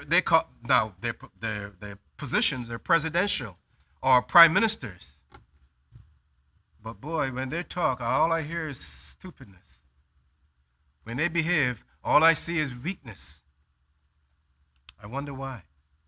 I read it again. Professing themselves to be wise, they became fools and changed the glory of the uncorruptible God into an image made like unto corruptible man, and to birds and four-footed beasts and creeping things.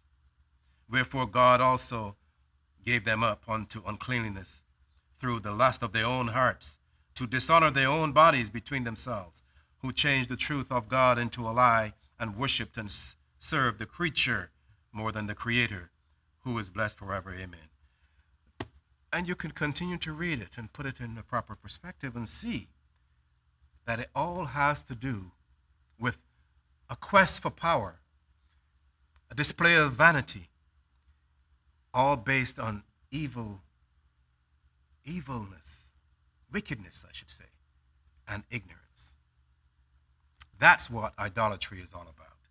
And behind that, of course, is that tree in the garden, or that was in the garden, that we were told never to eat from. It is as simple as that. So read the rest for yourself and see exactly what the fullness of it indicates. Now, we've talked a lot about the tree or the cedar of Lebanon. I'm not here to pick on any nationality, but Lebanon is Canaan. Lebanon used to be called Canaan. And we knew. So I want you to think about this for a moment. I'm running out of time here. The God of Israel is the authority. He is the almighty power of all power. He can do whatever he wants. He said that the land of Canaan is for our forefathers. That was decreed by him. He chose us. And another guy decided that he is going to usurp his authority and get into Canaan. And he put the Canaanites in there, all the tribes. They were about 12 different tribes. Anyway, the point is, they were in there, and when we got in there, we had a struggle with it. But what he didn't know, that guy, that other tree, because remember, there are two trees we're dealing with here. There's a tree of life, and then there's the other tree of good and evil. That other tree, he set up his nation, the Canaanites, in the land that is called today Lebanon. But here's the deal. When we went into the land, guess what? All the way the wells were digged with water. All the trees were planted with fruits hanging. Fruits and vegetables were ready to be harvested, or soon will be. It's beautiful. We didn't have to do any work. So be careful what you do if you're not supposed to do it, because you might just be helping those that come in to take care of themselves at your expense. It's better for you to let us teach you about our Father so that you too can come and sit at the table with us and eat and feast and benefit from his blessings. It is just that simple. But if you try to take advantage of us by occupying the land before or occupying the land without our permission, then you suffer the consequences. It is just that simple. So Lebanon, or the cedars of Lebanon, is that great tree that we talked about that was thrown down to earth back in the day. And it should not be confused with the tree of life that I talked about earlier. Let us go to the book of Isaiah and put this in its proper perspective, because there's so much here and I don't have a lot of time. We go to Isaiah chapter 40. We'll read from verse 12. It says, "Who hath measured the waters in the hollow of his hand, and meted out heaven with the span, and comprehended the dust of the earth in a measure, and weighed the mountains in scales, and the hills in balance?" In his hand, he's done all this. Who has that power? Who has the wisdom to do these things? Who has directed the Spirit of the Lord, or being his counselor, hath taught him? With whom took he counsel? And who instructed him, and taught him in the path of judgment, and taught him knowledge, and showed him the way of understanding? Behold, the nations are a drop in the bucket, and are counted of small dust of the balance. Behold, he taketh up the isles as a very little thing. And Lebanon, here it is again, is not sufficient to burn, nor the beasts thereof sufficient for a burnt offering. Again, Lebanon is where the cedar, the best, the most valuable tree, is grown, but yet it is not sufficient to burn to our God. This should give you some indication of why he is to be worshipped in spirit and in truth. This should give you an example of why it is not feasible, it is not smart to take it upon yourself to build an image and bow down before that image and call upon it, give it a name. It's not smart. That is idolatry. That doesn't benefit the God of Abraham, the God of Isaac, and the God of Jacob. Our Father is the King of Kings. He created the heavens and the earth for his pleasure. So don't you forget it. Don't get confused by those that say, "In God we trust." What the heck do they know? And more importantly, which God are they talking about? I just wanted to show you why we worship the God of Abraham, the God of Isaac, and the God of Jacob. I just wanted to show you the wisdom, the power of the God that we serve in this Israelite nation. Read the rest of of Isaiah, my brother Isaiah, chapter 40, and see for yourself. Now this takes us to another level. Running out of time here. With the tree, even the tree that was thrown down, even the tree that was in the garden, today humanity has taken it upon himself to build a grove. Our forefathers did it too, in ignorance, and they suffered because of it. But there are groves. A grove is a small wood, a small collection of trees that are built usually around an image, an idol. And it is built for one reason and one reason only, to worship that idol and to glorify the idol as opposed to glorifying the God of Israel. It is not the right thing to do. If you happen to be a farmer and you have an orchard, when you harvest your crops, you give thanks to the God of Israel. It is just that simple. But let us go to 2 Chronicles. We'd read a little bit of chapter 34. 2 Chronicles. Josiah was the king of Israel at that time. And Josiah was 8 years old when he began to reign. And he reigned in Jerusalem 31 years. 31 years he reigned. He was 8. That means 40 when he finished reigning. And he did that which was right in the sight of the Lord, and walked in the ways of David his father, and declined neither to the right hand nor to the left. The straight and narrow path, that's what we're talking about.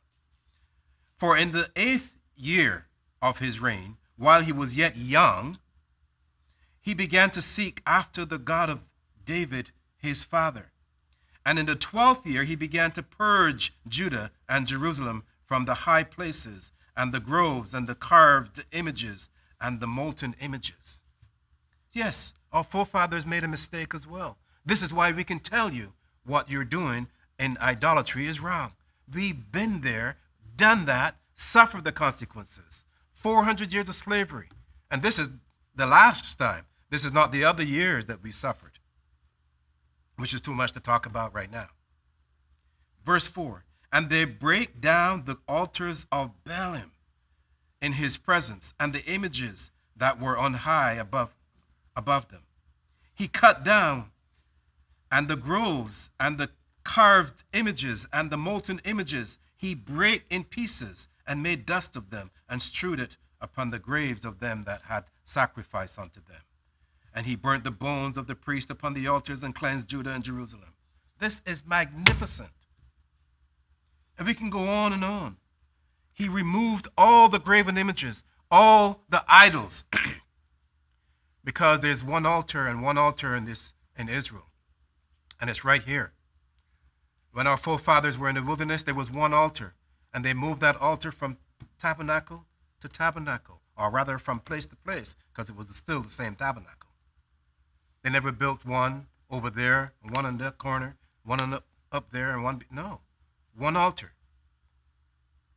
This is why we say there can only be one Israelite nation. There's only one Israel, because we have the altar. We serve the God of Abraham, the God of Isaac, and the God of Jacob. Nobody else on earth serves the God that we serve. We want nothing to do with idolatry, because as everyone in this country, everyone on this earth has a father and a mother. Our Father is the God of Abraham, the God of Isaac, and the God of Jacob. I want to show you a little bit about these groves, because it's more than just the trees. You know, if you look at the cross today, the Christian cross, how did that originate? They cut a branch down from the tree, or they cut a whole trunk, or whatever they did, I don't know, and they made a cross. But where did it come from? The grove. Then there's a thing called the wreath, which is they took the leaves of some of the trees in the groves, and they braided them together with flowers and some of the vines from the grove, and they made a wreath. And they used that wreath at festivals. They use it when you're dead. They use it at Christmas time. They put it on your door. That's hell's door with the wreath on it and the cross. It is quite that simple. There is no mystery to this. So just because you took the images from the grove doesn't mean that you're not engaging in idolatry. As a matter of fact, more so than ever before. Because it shows a certain amount of vanity, ignorance, and evil behavior to gain power. And that should not be done. So when we talk about our brother Josiah ripping down and burning down those groves, this is what we're talking about. He may have ripped them down, thrown them out in the garbage.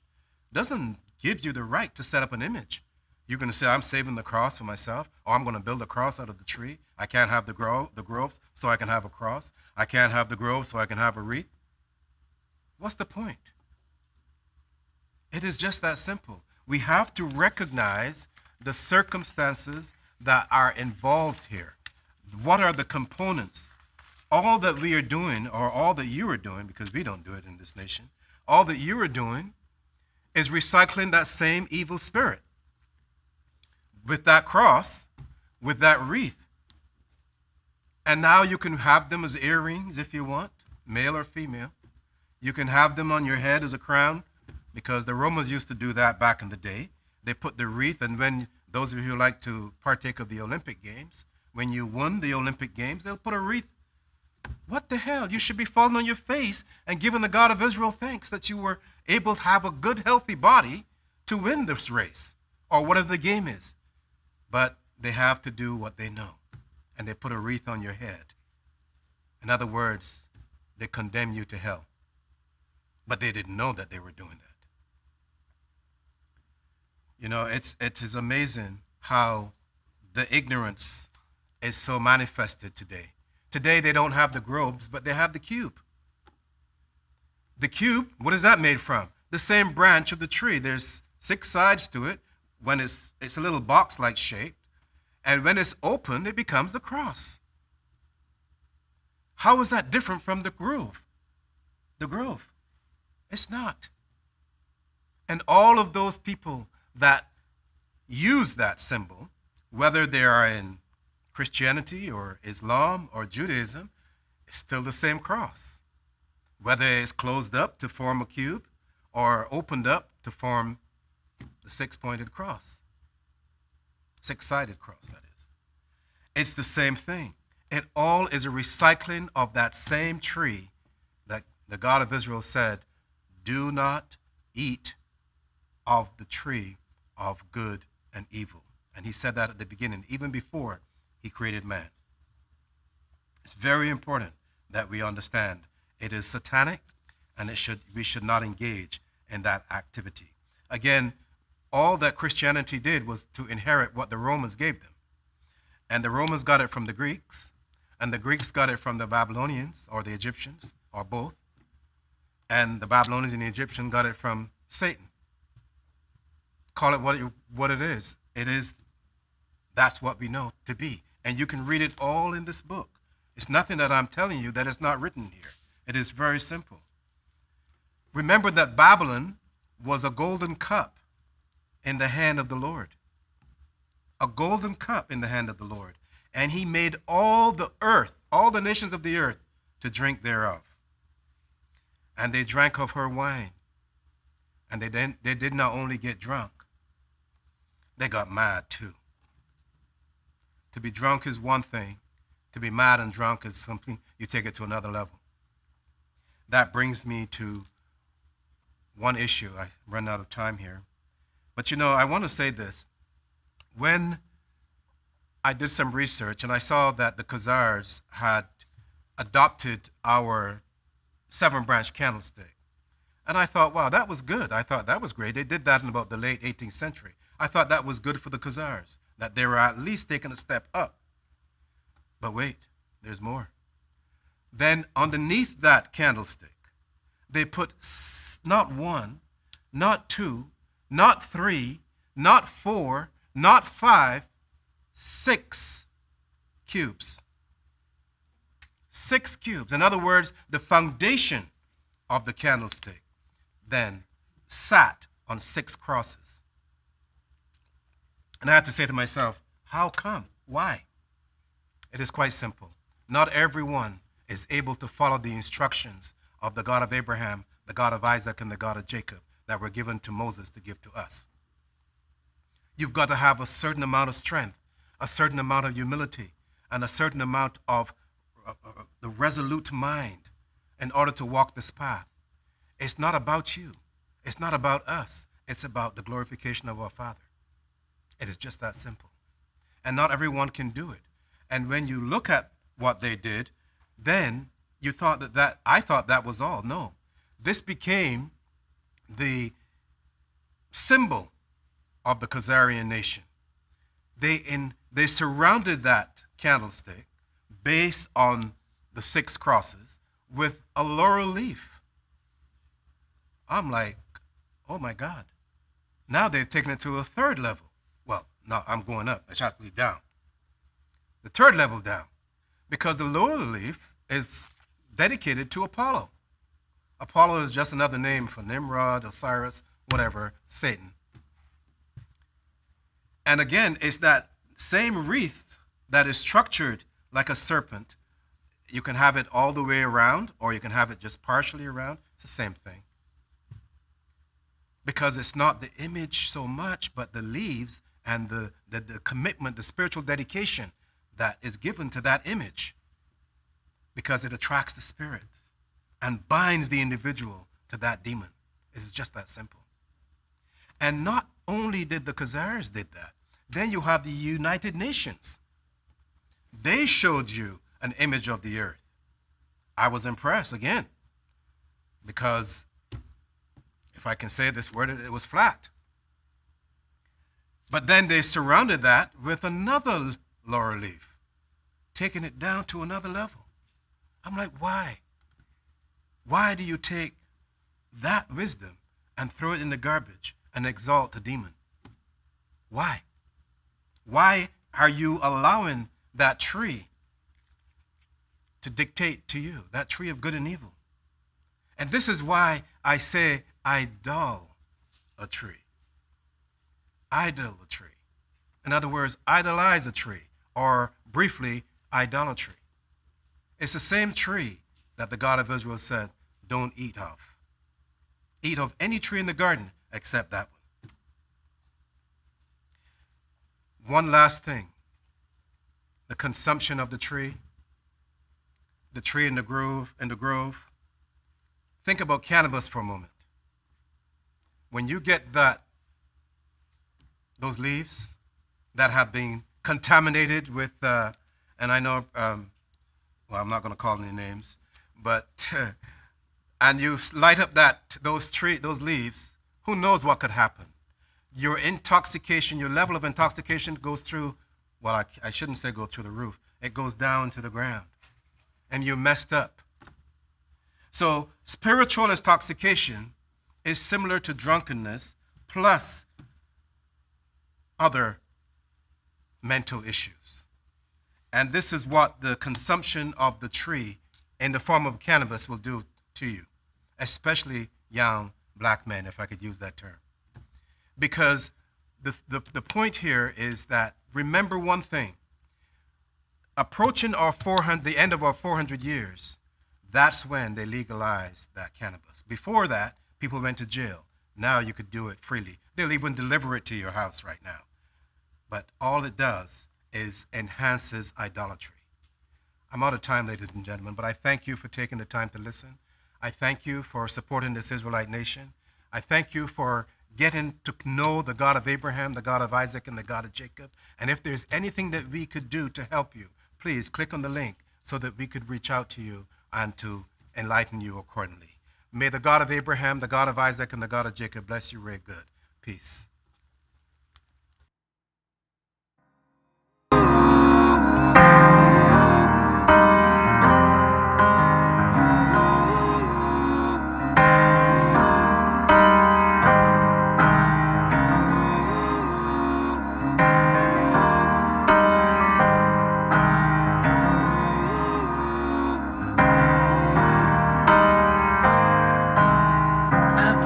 Gifts to you, lay them on the altar floor as my gratitude.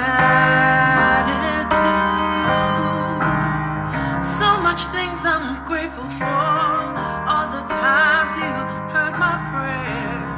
You brought me miracles, you're so merciful. I'm glad my heart to you, my tears they overflow. With so much gladness, and on my bended knees I present my pain and joy. You seize the bad and you fill me up. On the altar floor, we bring our gifts to you.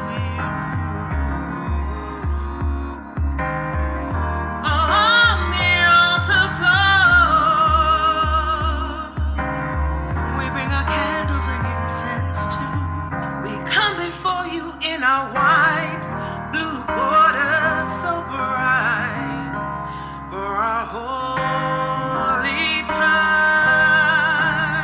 New moon or Sabbath, holy times are for our children. We always come to you.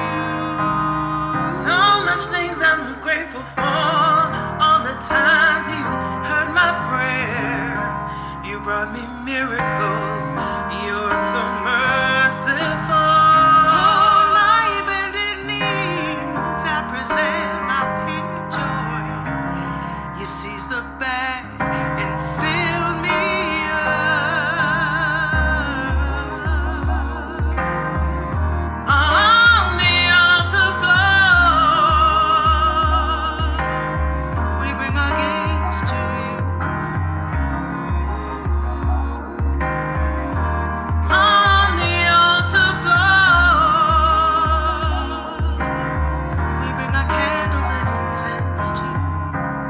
Get up on my knees, I take my bow and then I pray. Thankful for the blessings that's provided every day. Lord, you took my hand, I watch you guide me through the rain. The Glory and the power, ask me how I can't explain.